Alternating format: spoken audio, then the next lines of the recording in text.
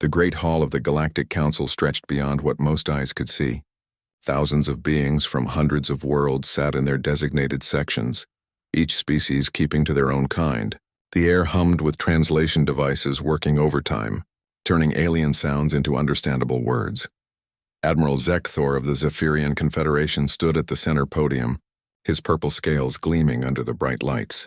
He was 8 feet tall with 4 powerful arms and teeth that could bite through steel. His people had conquered 47 worlds in the past century. Today he wanted permission to take number 48. Honored council members, Zekthor began, his voice carrying the authority of someone used to being obeyed. We come before you to request formal claim rights to a planet called Earth.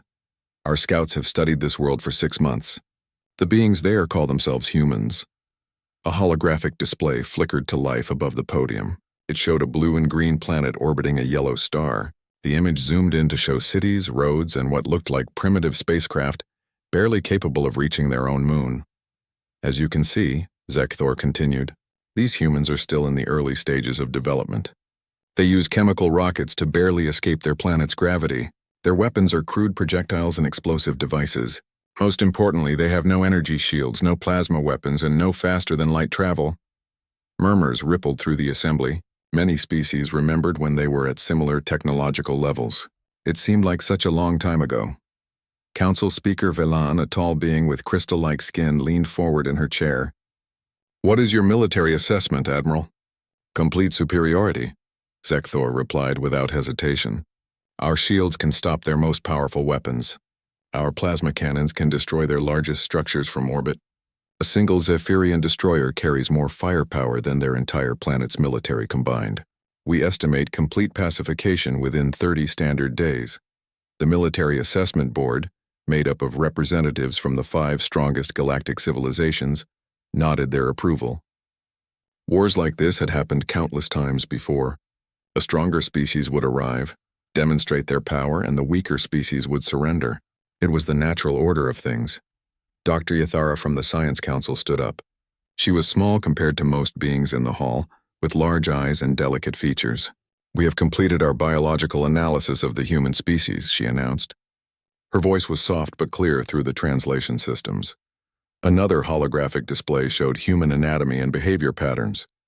Humans are carbon-based mammals similar to 63 other species we have cataloged. They show typical aggressive tendencies but lack natural weapons such as claws, fangs, armor plating, or toxic secretions. Their physical strength is below galactic average. Their lifespans are relatively short at approximately 80 standard years. She touched her control pad, and the display showed human cities and societies. They organize themselves into competing groups called nations. These nations frequently fight each other over resources and territory. This internal division should make conquest easier, as unified resistance will be difficult to achieve. More nods came from the assembly. The pattern was familiar and predictable. However, Dr. Yathara continued, there are some unusual aspects to their behavior. Humans show remarkable adaptability to different environments. They can survive in extreme temperatures, high altitudes, and hostile conditions that would kill many other species. They also display unusual persistence in the face of overwhelming odds. Admiral Zekthor waved one of his 4 hands dismissively. Survival instincts mean nothing against superior technology. Persistence cannot stop plasma bombardment. In the back corner of the assembly, where the oldest and nearly extinct species sat, a figure stirred. Orthlan was ancient even by the standards of his long-lived people, the Keepers. His race had once been powerful, but centuries of peace and prosperity had made them soft. When the Devourers came, the Keepers had been wiped out in less than a year. Only a few hundred remained now, scattered across the galaxy as advisors and historians. Orthlan's voice was like dried leaves rustling, but it carried clearly through the hall's acoustics. Speaker Velan, may this old one be permitted to address the assembly? There was a moment of surprised silence. The Keepers rarely spoke in council sessions anymore. They were considered living relics kept around more for ceremony than practical advice. You may speak? Elder Orthlan, Velan replied with respectful formality. The ancient being rose slowly, his movements careful and deliberate. This one has lived through many wars and seen many species rise and fall. There is wisdom in the old saying, Never corner a desperate creature, for desperation makes even the weakest dangerous. Admiral Zekthor's scales rippled with barely contained irritation. With respect, Elder, desperation cannot overcome the laws of physics. Our shields will protect us. Our weapons will destroy them. Numbers and determination mean nothing without the technology to back them up. Perhaps, Orthlan said quietly. But this one wonders if the Admiral has studied how these humans fight among themselves. The holographic display changed to show historical footage of human conflicts. Battles from their world wars, guerrilla campaigns, and resistance movements played out in three-dimensional detail. They do not always fight as other species fight, Orthlan continued. When faced with superior enemies, they adapt. They change their methods. They use their environment as a weapon. Most importantly, they do not surrender easily, even when defeat seems certain. Dr. Yithara nodded thoughtfully. The Elder raises an interesting point. Human history shows numerous examples of smaller forces defeating larger ones through unconventional tactics. But Admiral Zekthor was unmoved. Primitive tactics against primitive enemies. They have never faced energy weapons, force fields, or orbital bombardment. Their unconventional methods will be useless against overwhelming technological superiority. The debate continued for another hour, but the outcome was never really in doubt. The Galactic Council had protocols for situations like this. A species with clear technological and military superiority had the right to claim underdeveloped worlds, as long as they followed the established rules of engagement. Speaker Villan called for the formal vote. All in favor of granting claim rights to the Zephyrian Confederation for the planet Earth. Green lights appeared throughout the assembly. The vote was overwhelming. Only a few dozen red lights showed opposition, mostly from the older species who remembered what it was like to be conquered. The motion passes, Villan announced. The Zephyrian Confederation is granted formal claim rights to Earth and its human population. Standard engagement protocols apply. Civilian populations are to be protected. Cultural sites of significance are to be preserved. Resistance movements are to be dealt with using minimum necessary force. Admiral Zekthor bowed formally to the assembly. The Confederation thanks the Council for their wisdom. We will proceed with standard pacification procedures immediately. As the Great Hall began to empty, Orthlan remained in his seat, staring at the holographic display of Earth. His aide, one of the few young keepers left, approached him with concern. Elder, are you well? Orthlan was quiet for a long moment. This one fears the Admiral may learn too late that fortune favors the prepared, not the powerful. He stood slowly, his joints creaking. Come, let us return to our archives. This one wishes to study more about these humans before the shooting begins. The lights in the Great Hall dimmed as the last of the delegates filed out. Soon the Zephyrian warfleet would depart for Earth, confident in their overwhelming superiority. They had no way of knowing that they were about to encounter something the galaxy had not seen in centuries. A species that became more dangerous when cornered, not less. 3 weeks after the Council vote, the Zephyrian warfleet dropped out of hyperspace at the edge of Earth's solar system. 37 ships of various sizes arranged themselves in a precise formation that had been used successfully on dozens of worlds. Admiral Zekthor stood on the bridge of his flagship, the Conquering Fang, watching the blue planet grow larger on his screens. Communications. Are you detecting any defense platforms or orbital installations? He asked. Negative, Admiral, replied Lieutenant Cressa from her station.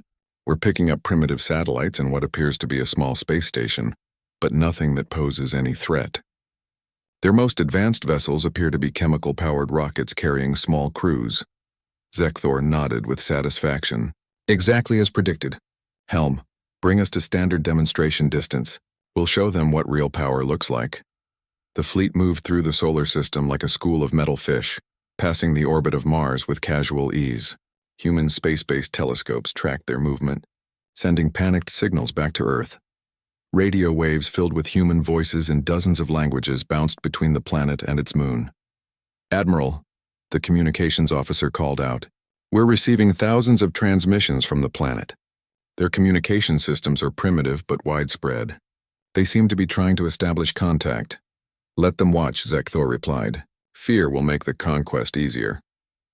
He selected a small asteroid floating near Mars, roughly the size of a human city block. Weapons, target that asteroid with a low-power plasma burst. Let's give the humans a demonstration they won't forget. The Conquering Fang's main plasma cannon charged with a deep humming sound that could be felt through the ship's hull. A brilliant beam of superheated energy lanced out across space, striking the asteroid dead center. The rock simply vanished, transformed into glowing gas and scattered debris in less than 2 seconds. On Earth, millions of humans watched their telescopes and monitoring stations as the demonstration played out. Radio frequencies filled with excited chatter in every human language. The message was clear. The visitors possessed weapons that could wipe out entire cities without effort. Zekthor waited. In his experience, this was usually when the surrender offers began. Instead, after 6 hours of intense radio activity, Earth sent a simple message on multiple frequencies. "We're listening." The Admiral's scales rippled with mild surprise. "They're listening? That's it?" "Yes, sir," the communications officer confirmed. 2 words repeated in what appears to be their most common language. English, according to our translation computers. Zekthor considered this. Most species either surrendered immediately after the demonstration or began sending desperate offers of tribute and cooperation. But humans just said they were listening. It was almost as if they were waiting for him to explain himself. "Very well," he decided. "Send them the standard pacification terms. They have 72 hours to surrender their military forces and submit to Confederation authority. Make sure to mention what happens if they refuse." The message was transmitted to Earth in clear, simple language that their translation computers could easily handle. It outlined the terms of surrender, the benefits of joining the Confederation as a tributary world, and the consequences of resistance. The consequences included orbital bombardment of all military installations, followed by ground invasion if necessary. Earth's response came 18 hours later. "We need more time to discuss this among our leaders. May we have 1 week for negotiations?" This was more normal. Zekthor had seen it before. Weak species always asked for more time, hoping to find some way out of their situation. They would spend the week arguing among themselves, looking for escape routes that didn't exist and eventually accepting the inevitable. "Grant them their week," he ordered, "but make it clear that this is the only extension they'll get. Position the fleet for orbital bombardment pattern. Let them see what they're facing." The Zephyrian ships spread out around Earth's orbit, each one taking position over major population centers. The humans could see them clearly now through their telescopes. Massive metal shapes that blotted out stars and cast shadows on their own satellites. But something bothered Admiral Zekthor. He had conquered 47 worlds, and he knew how species behaved when facing extinction. They should be panicking. Their communication channels should be filled with desperate pleas, internal arguments, and signs of social breakdown. Instead, the humans seemed to be organizing. Their military forces were moving to new positions, but not in the chaotic retreat he expected. Their movements were coordinated, purposeful, as if following some kind of plan. "Intelligence officer," he called to Commander Thekmar. "What are you seeing from the planet's surface?" Thekmar's report was puzzling. "Sir, the humans appear to be implementing what looks like coordinated defensive preparations. Their military units are repositioning to protect key infrastructure. Civilian populations are being moved away from likely target zones. Most unusual, their industrial centers are shifting production to what appears to be military equipment." "In 1 week?" Zekthor asked with disbelief. "Yes, sir. Their response time is remarkably fast, much faster than our projections indicated." The Admiral studied the tactical displays showing human troop movements. The patterns were all wrong. Species facing hopeless odds usually either surrendered quickly or fell into chaos. They didn't organize better under pressure. On the 4th day of the week-long extension, something even more unusual happened. Human spacecraft, primitive though they were, began launching from the planet in large numbers. Not toward the Zephyrian fleet, but away from Earth entirely. Some headed toward the moon, others toward various points in the outer solar system. "What are they doing?" Zekthor wondered aloud. "Unknown, sir," Thekmar replied. "The spacecraft don't appear to be armed with anything that could threaten us. They're too small to be evacuation vessels. Most seem to be carrying scientific equipment and communication arrays." By the end of the week, nearly 100 small human vessels had spread throughout their solar system. They maintained radio contact with Earth but made no hostile moves toward the Zephyrian fleet. When the deadline arrived, Earth sent another message. "We've discussed your terms. We're not going to surrender. But we're still willing to talk. Admiral Zekthor stared at the message display for a long moment. In 4 decades of conquest, no species had ever responded quite like this. They weren't surrendering, but they weren't attacking either. They were just refusing. "Sir?" Lieutenant Cressa asked quietly. "What are your orders?" The Admiral considered his options. The standard procedure was clear: orbital bombardment of military targets, followed by demands for surrender, followed by ground invasion if necessary. He had overwhelming superiority. Victory was certain, but something felt wrong. The humans were acting like they had a plan, which was impossible. They had no technology that could threaten his ships. They had no allies who might come to their aid. They were trapped on their own planet with nowhere to run. So why weren't they afraid? "Begin orbital bombardment," he ordered finally. "Target their major military installations. Avoid civilian areas for now. Let's see how confident they are after we destroy their ability to fight." The Zephyrian ships opened fire with precise, controlled bursts. Military bases vanished in flashes of plasma energy. Naval installations were vaporized. Air Force centers became craters. The demonstrations were as devastating as intended, but the humans' response was not what Zekthor expected. Instead of panic or surrender, Earth sent a new message. "We saw that. We're still not surrendering. Are you ready to talk now?" For the first time in his military career, Admiral Zekthor felt a small, cold knot of uncertainty form in his stomach. The humans were acting like they knew something he didn't, like they were waiting for something. He looked at the tactical display showing those 100 small spacecraft scattered throughout the solar system, all maintaining silent watch positions. He thought about the coordinated military movements, the rapid industrial conversion, the calm responses to overwhelming displays of power. What were these humans planning, and why did he suddenly feel like he was walking into a trap? "Maintain bombardment positions," he ordered. "But increase long-range sensors. I want to know everything that's happening in this system." On Earth, in hidden command centers deep underground, human military leaders watched the alien ships and waited. They had spent the week preparing for a war unlike any they had ever fought before. A war against an enemy with better weapons, better ships, and better technology. But the humans had something their enemies didn't understand yet. They had a plan that didn't depend on better weapons or superior numbers. They had a plan that would turn their weaknesses into advantages and their desperation into strength. The war for Earth was about to begin, and the Zephyrians had no idea what they were walking into. The first real battle happened over the Pacific Ocean on a Tuesday morning. A group of human fighter jets approached the Zephyrian destroyer Blade's Edge, flying in what appeared to be a standard attack formation.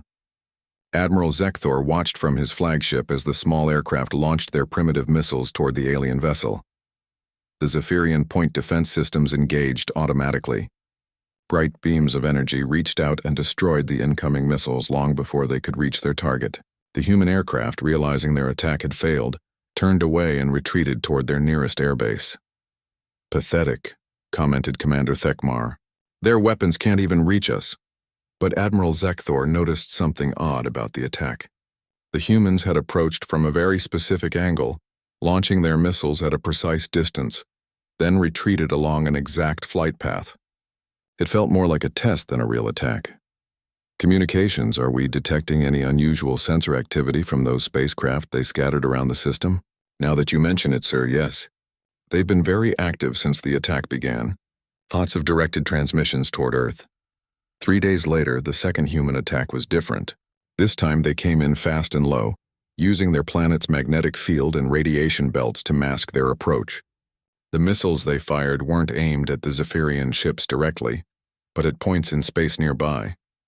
When the missiles detonated, they didn't produce explosions. Instead, they released clouds of metallic particles and electromagnetic pulses. The Zephyrian sensors, designed to track large objects and energy weapons, suddenly found their displays filled with thousands of false targets and interference. "What are they doing?" Zekthor demanded. Before anyone could answer, the real attack began. Human spacecraft that had been hiding in the debris field from the destroyed asteroid suddenly accelerated toward the Blade's Edge. They were small, fast, and hard to track among all the false signals. The destroyer's captain reacted quickly, powering up his shields and weapons. But the human ships weren't trying to destroy him with weapons. Instead, they rammed into his vessel at high speed. their holes packed with conventional explosives.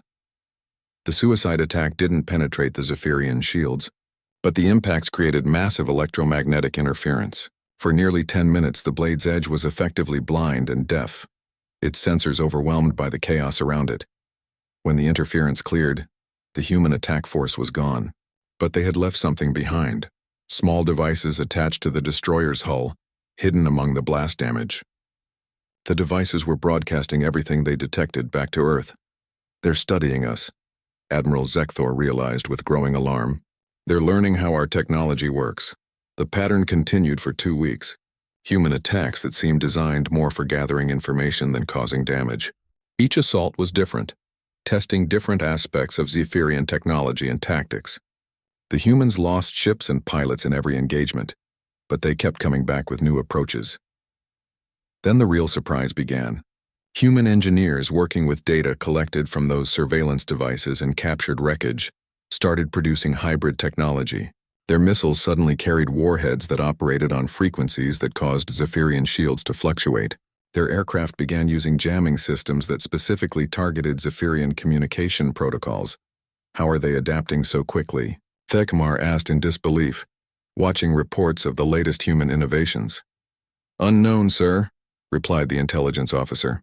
"Our xenobiologist said human technological development was slow and methodical, but they've reverse-engineered our shield harmonics in less than 20 days. Admiral Zekthor studied the tactical reports with growing concern. The humans were not just adapting, they were innovating. They took Zephyrian technology and combined it with their own, in ways that created unexpected results. Worse, they were doing something no other species had ever attempted. They were broadcasting every battle across their global communication networks. Every human on the planet could watch as their military forces found new ways to hurt the supposedly invincible aliens. The psychological effect was devastating to Zephyrian morale. His warriors were trained to face enemies who would either surrender quickly or fight with honor and discipline. They weren't prepared for enemies who cheered when their own ships exploded, as long as they took useful sensor data with them. But the humans' most disturbing innovation came in the 4th week of fighting. They began targeting Zephyrian psychology directly. It started with simple radio broadcasts on frequencies the aliens were known to monitor. Human voices speaking in broken Zephyrian language, taunting the invaders about their inability to quickly conquer a primitive world. The messages were crude and obviously meant to provoke anger. Admiral Zekthor ordered his communications officers to ignore the broadcasts. But the messages became more sophisticated. Humans had been studying recordings of Zephyrian council sessions and military communications, learning not just the language but the cultural context behind it. The broadcast began questioning Zephyrian warrior honor. They pointed out that the mighty Confederation needed 37 warships to conquer a single planet of primitives. They asked whether other galactic species were laughing at the Zephyrians' slow progress. They suggested that perhaps the Admiral was not as competent as he claimed. For a species whose entire culture was built around martial pride and quick conquest, these psychological attacks were more painful than physical weapons. Zephyrian warriors began making tactical mistakes, taking unnecessary risks to prove their superiority, abandoning careful strategy in favor of dramatic gestures. The turning point came during the Battle of Luna City, humanity's main moon base.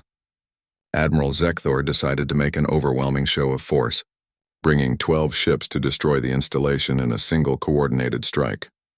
The humans defending the base put up fierce resistance but were clearly outmatched. Their weapons barely scratched the Zephyrian hulls. Their shields failed under concentrated plasma bombardment. The battle seemed to be following the expected pattern. Then the base's reactor exploded, not from Zephyrian weapons but from human sabotage. The defenders had deliberately overloaded their own power systems, creating a massive explosion that destroyed the base and seriously damaged 2 Zephyrian ships that were too close to the blast. But the explosion was just the beginning. Hidden in Luna City's ruins were dozens of human infiltration teams in hardened survival suits. As Zephyrian damage control crews arrived to repair their ships, the humans struck from concealment. They didn't try to fight the aliens directly. Instead, they attached devices to critical ship systems, planted explosives in vulnerable locations, and most importantly, captured several Zephyrian crew members during the confusion. When the human teams extracted, they took with them not just prisoners for interrogation, but complete technical manuals, computer access codes, and detailed intelligence about Zephyrian military doctrine. Admiral Zekthor stared at the casualty reports and security breaches with disbelief. They destroyed their own base to set a trap for us. They sacrificed hundreds of their own people to capture a few of ours. Sir, his aide said quietly, perhaps we should request reinforcements from the Confederation. This conquest is taking longer than anticipated. The Admiral's scales darkened with shame. In 47 previous conquests, he had never needed to request additional forces. But these humans were unlike any enemy he had faced. They didn't fight like a species trying to win a war. They fought like a species trying to learn everything possible about their enemies regardless of the cost. Send the request, he ordered reluctantly, but encrypted heavily. I don't want other species to know we're having difficulties with primitives. On Earth, in hidden command centers scattered across the globe, human military leaders received reports from their moon-base survivors and began planning the next phase of their strategy. They had paid a terrible price to learn how Zephyrian technology really worked, but now they had that knowledge, and they were ready to use it in ways the aliens would never expect. The humans had learned something important about their enemies. The Zephyrians were dangerous because they were technologically superior, but they were vulnerable because they couldn't imagine fighting any other way. Now it was time to show them what human imagination could do. The war entered its third month with an event that changed everything. The Zephyrian supply ship Endless Bounty, carrying critical replacement parts and ammunition, simply vanished while traveling from the edge of the solar system to the main fleet. Admiral Zekthor initially assumed it was a navigation error or mechanical failure. Supply ships rarely carried heavy weapons or strong shields. They were built for cargo capacity, not combat. The idea that humans could threaten a vessel in deep space seemed impossible. Then the ship's emergency beacon activated, broadcasting from somewhere near Jupiter's moons. When a Zephyrian destroyer arrived to investigate, they found the Endless Bounty drifting powerless, its hull scarred by what looked like projectile impacts. Impossible, Commander Thekmar whispered, studying the damage reports. Their weapons can't reach that far. They don't have ships capable of operating in the outer system. But the evidence was undeniable. The supply ship's crew reported being attacked by small, fast-moving vessels that appeared from asteroid hiding spots. The attackers had used kinetic weapons, simple metal projectiles fired at high velocity, to damage the ship's engines and life support. More disturbing was what the humans had stolen. They hadn't taken food, water, or other survival supplies. Instead, they had broken into the technical storage areas and taken computer cores, shield generators, and most importantly, a complete set of hyperspace navigation equipment. They're not just fighting us, Admiral Zekthor realized with growing alarm. They're learning to fight beyond their own planet. The attacks on supply lines escalated rapidly.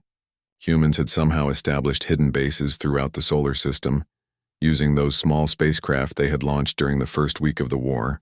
These bases served as staging points for hit-and-run attacks on any Zephyrian vessel that traveled alone. The attackers used tactics no civilized species would consider. They hid inside asteroid fields and attacked from ambush.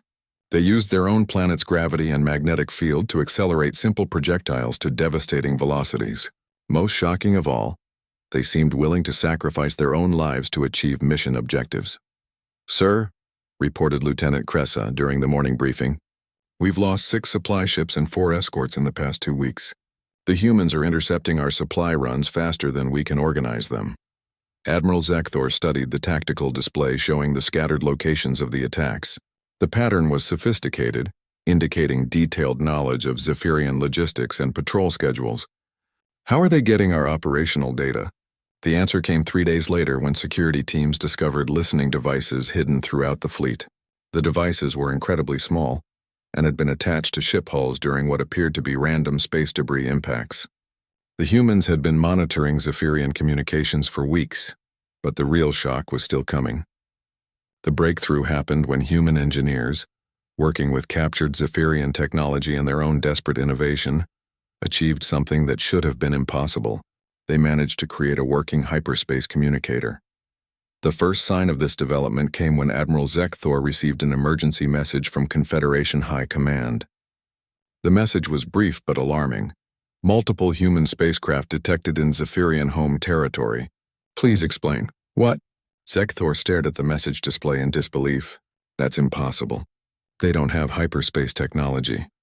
But the follow-up reports confirmed the impossible. Somehow, humans had launched a small fleet of ships that had traveled faster than light to reach Zephyrian space. The ships were crude hybrids of human and stolen alien technology, held together with improvised engineering and pure determination. They weren't trying to invade Zephyrian worlds. Instead, they were attacking the supply depots, communication relay stations, and automated mining facilities that supported the war effort. Small, fast raids that caused maximum disruption with minimal force. More reports arrived hourly. Human ships had appeared in 7 different star systems, all containing critical Zephyrian infrastructure. They moved too quickly to intercept, struck with precision timing, and vanished back into hyperspace before defenders could respond. They're fighting a multi-system war, Admiral Zekthor said in amazement. A species that couldn't even reach their own moon 6 months ago is now conducting military operations across dozens of light years. But the humans' most devastating weapon wasn't their improvised technology or their tactical audacity. It was information. Those initial broadcasts showing human resistance to Zephyrian forces had been recorded and transmitted to every inhabited world in the galaxy. Species that had been conquered by the Zephyrians decades ago were seeing for the first time that the invincible aliens could be fought, could be hurt, could be driven back by a determined enemy using clever tactics and unconventional thinking. The first uprising happened on Keller Prime, a mining world conquered 12 years earlier. The local population had been sullen but obedient under Zephyrian rule. But after seeing humans destroy alien ships with improvised weapons, the Kellerians began their own resistance movement. They didn't have access to advanced technology, but they had something else. Detailed knowledge of Zephyrian occupation procedures gained from years of observation. They knew guard rotations, supply schedules, and communication protocols. When they struck, it was with precision that caught the occupying forces completely off guard. "Sir," Commander Thekmar reported with barely controlled panic, "we're receiving distress calls from 14 occupied worlds. All report coordinated uprisings using tactics similar to those employed by the humans." Admiral Zekthor felt his military career collapsing around him. He was supposed to be conquering one primitive world, not defending against galaxy-wide rebellion. "How many ships can we spare to suppress the uprisings?" "That's the problem, sir. If we send ships to deal with the rebellions, we won't have enough forces to maintain the blockade of Earth. But if we don't respond, we could lose control of entire sectors." The strategic nightmare deepened when human forces demonstrated their most audacious capability yet. Using navigation data stolen from captured Zephyrian ships, they launched a direct attack on a Confederation supply base only 3 hyperspace jumps from the Zephyrian homeworld. The attack force consisted of just 12 human ships, but they had been modified with every piece of alien technology the humans could reverse engineer or steal. They hit the base during a shift change, when defenses were at their weakest, and destroyed 6 months' worth of military supplies in a 20-minute raid. More importantly, they captured the base's complete database of Confederation military deployments, logistics networks, and strategic planning, information that was immediately transmitted to every rebel group and resistance movement in the galaxy. "They're not just fighting a war," Admiral Zekthor realized with dawning horror. "They're teaching everyone else how to fight us." The final straw came when human negotiators made contact with the Galactic Council directly. Not through official diplomatic channels, but by hijacking the Confederation's own communication networks. The message was broadcast to every member species simultaneously. "This is Commander Sarah Chen of the Earth Defense Force." The transmission began. "We are speaking directly to the Galactic Council to inform you that we have successfully defended our homeworld against Zephyrian aggression and are prepared to extend military assistance to any species suffering under Confederation occupation." The message included detailed technical specifications for human hybrid weapons, tactical manuals for asymmetric warfare, and most damaging of all, complete recordings of Zephyrian military communications proving that the Confederation had been lying about the casualty, figures, and progress of their conquest. Admiral Zekthor received The recall order 6 hours later. Confederation High Command was facing the collapse of their entire imperial structure. Rebellions were spreading faster than they could be suppressed. Allied species were questioning their loyalty to the Confederation. Trade routes were being disrupted by hit-and-run attacks. The war for Earth had become a war for the entire galaxy. And somehow, impossibly, the humans were winning. As his ships prepared to abandon Earth orbit, Zekthor reflected on everything that had gone wrong. The humans had never tried to match Zephyrian technology directly. Instead, they had turned every weakness into a strength, every defeat into a learning opportunity, every loss into motivation for greater innovation. They had fought a war where victory was measured not in territory conquered or enemies destroyed, but in knowledge gained and alliances forged. And they had taught the galaxy a lesson that would be remembered for centuries. Never underestimate a species with nothing left to lose and everything to learn. The Great Hall of the Galactic Council looked exactly the same as it had 8 months earlier, but everything else had changed. The same thousands of beings sat in their designated sections, but now they whispered among themselves with an energy that hadn't existed before. Hope, it seemed, was contagious. Admiral Zekthor stood at the same podium where he had once requested permission to conquer Earth.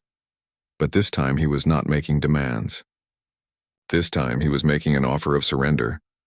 Honored council members, he began, his voice lacking the confidence it had once carried. The Zephyrian Confederation formally requests mediation to end hostilities with the species known as humans. The hall erupted in murmurs. In 5,000 years of galactic history, no species had ever forced the Zephyrians to ask for peace terms. Speaker Velan leaned forward in her crystal chair. Admiral, are you saying that the Confederation was unable to complete the conquest of a single primitive world? Zekthor's scales darkened with shame. The situation has become complicated. The humans have proven to be more resourceful than our initial assessments indicated. More than resourceful, he thought, but didn't say. The humans had turned what should have been a simple conquest into a galactic revolution. 14 Confederation worlds were now in open rebellion. Supply lines had been disrupted across 3 sectors. 2 allied species had withdrawn from mutual defense treaties, claiming they could no longer trust Confederation military competence. How complicated? Asked Dr. Yithara from the Science Council. Before Zekthor could answer, the hall's main doors opened with a sound like thunder. Everyone turned to see a small group of beings walking down the center aisle toward the podium.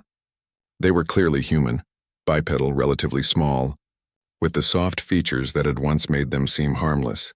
But these humans moved with quiet confidence, wearing simple clothes that somehow managed to look more dignified than the elaborate ceremonial dress of most council members. At their head walked a middle-aged woman with graying hair and eyes that seemed to miss nothing. The human delegation reached the podium area and stopped. The woman stepped forward and spoke in clear, unaccented galactic standard.